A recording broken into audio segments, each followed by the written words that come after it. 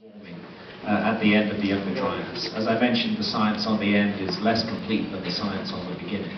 And the whole argument about solar flares and indeed the electric universe is definitely worth looking at further, but it's not the area that I've chosen to focus on. Thank you. Hi.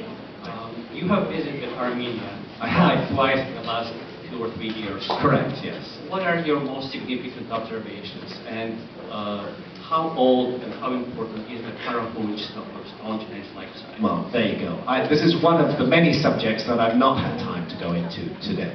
And I do, of course, mention Armenia in the book. And let's not forget the association of the flood in its manifestation as the biblical flood of Noah with Armenia. It's on the mountains of Ararat that the ark is supposed to alight. And that's really only a few days' walk from Göbekli Tepe.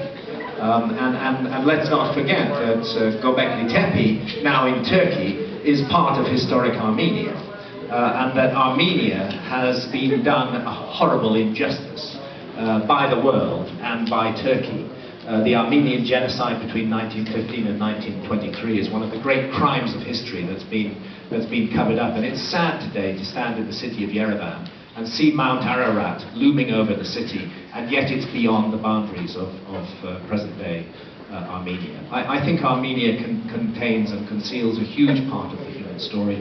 I'm particularly impressed by Karakuj, which basically means Stonehenge, a huge collection of standing stones, many of them with holes drilled through them for astronomical alignments. The dating is not secure. I think it's a very, very ancient site. I think it does go back 12,000 years into the past. And it's part of an overall picture in Armenia that we need to take account of. I think many of the secrets of humanity are still hidden there.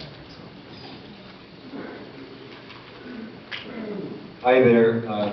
I'm reminded of that line in The Life of Brian, only the Messiah